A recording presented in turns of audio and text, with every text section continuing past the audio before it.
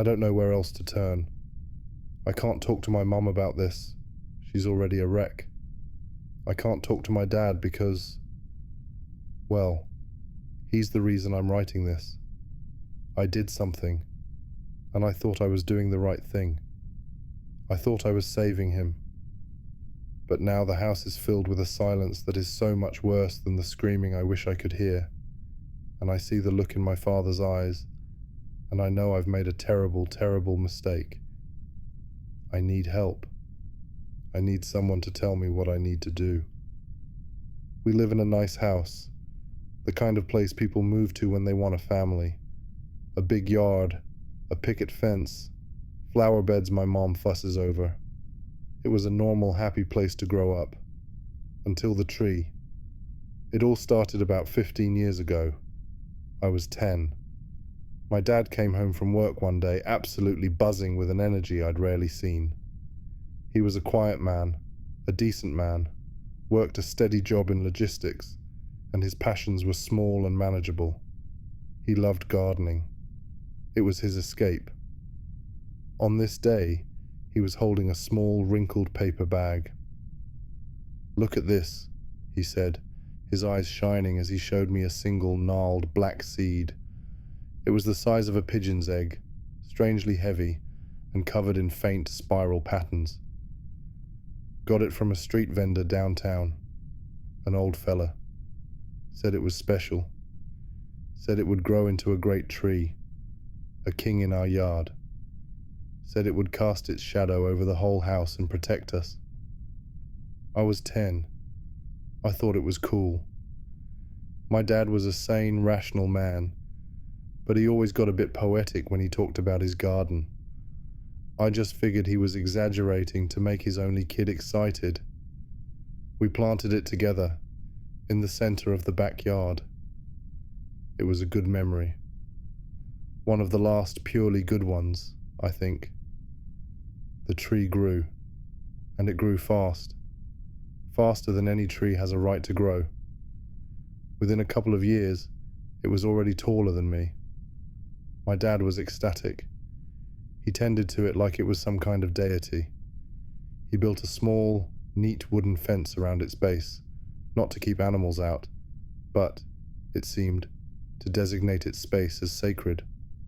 No one else was allowed to water it. No one else was allowed to prune it. Not that it ever seemed to need it. It was his.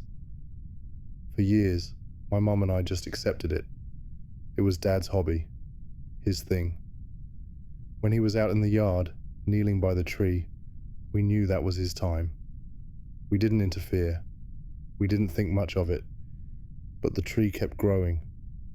And as it grew, my dad started to change. Subtly, at first. He'd spend more and more time out there. He'd come in for dinner with dirt under his fingernails and a distant, peaceful look on his face. He started talking about the tree not as a plant, but as a presence. "The tree is well today," he'd say. "It enjoyed the rain." We'd just smile and nod. By the time I was in my early 20s, the tree was a monster. It was a species none of us recognized. Its bark was a smooth, dark grey, almost black, and its leaves were a deep, waxy green that seemed to drink the sunlight.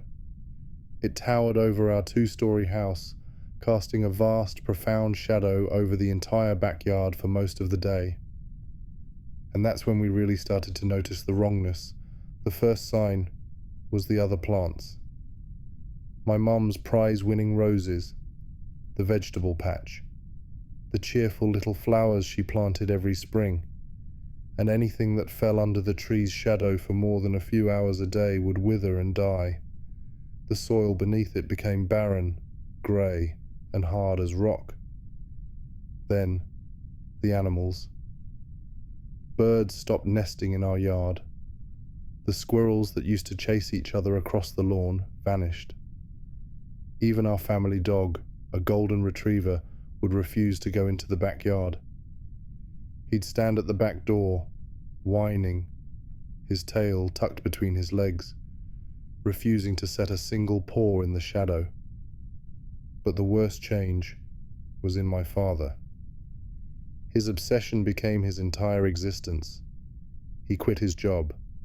He said he needed to be home, to attend to the tree.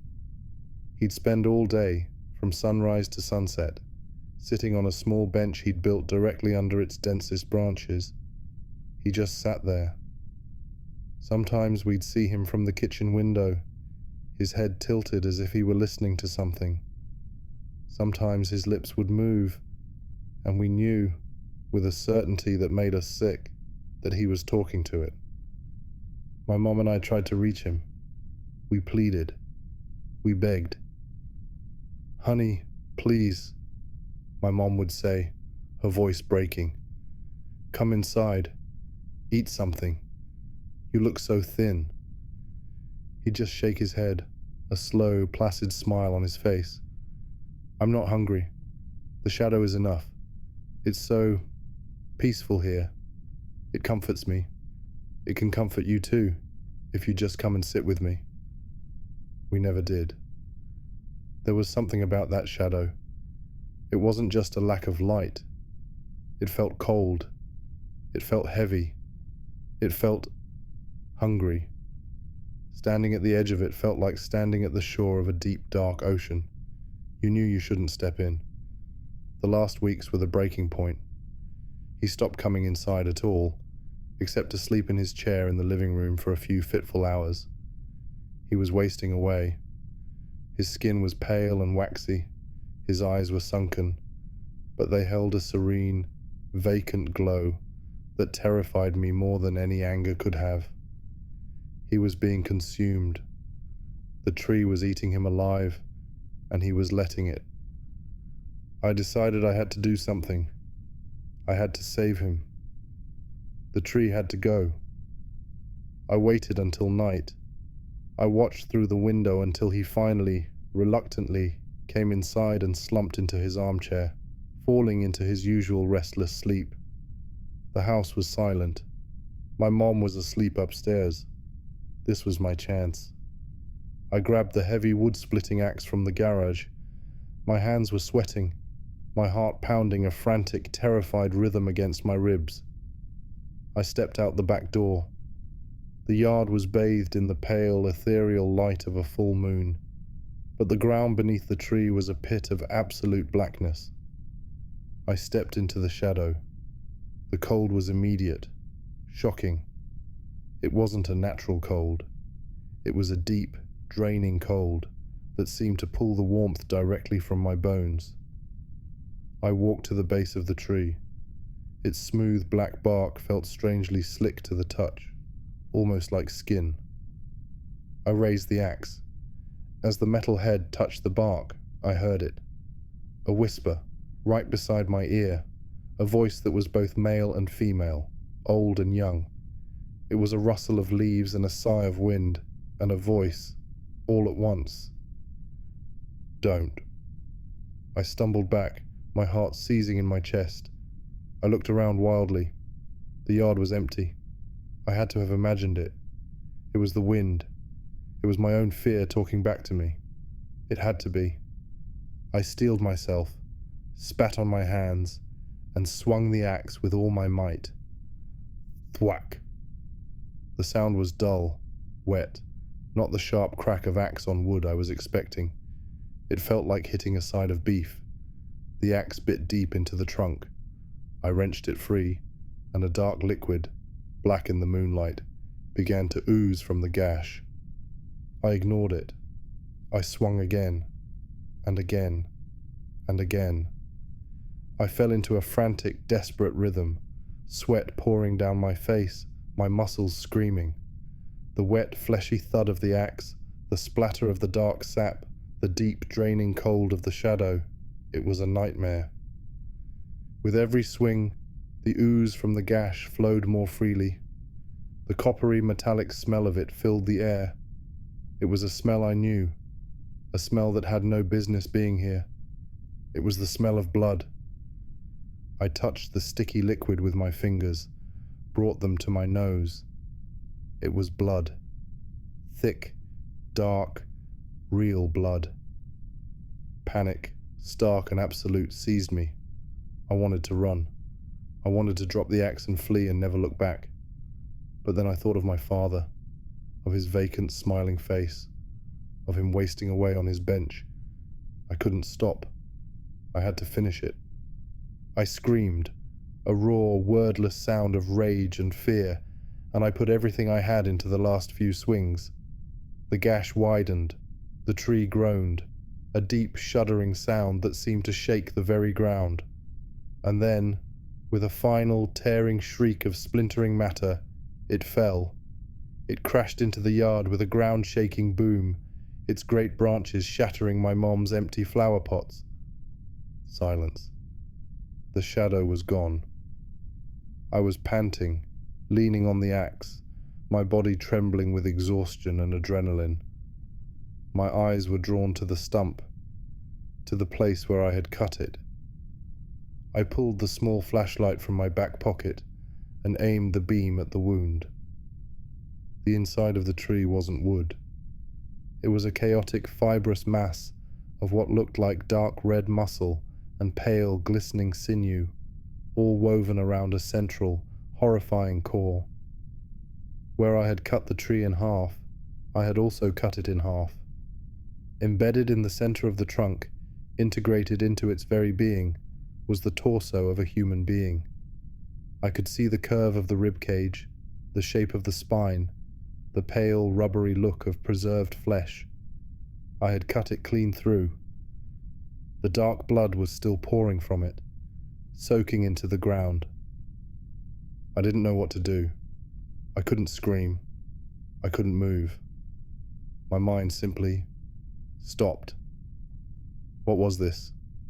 Who was this? Was this what my father had been talking to?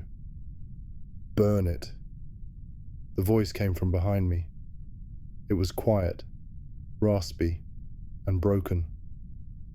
I spun around, my flashlight beam cutting wildly through the darkness. My father was standing at the edge of the patio. He wasn't looking at me.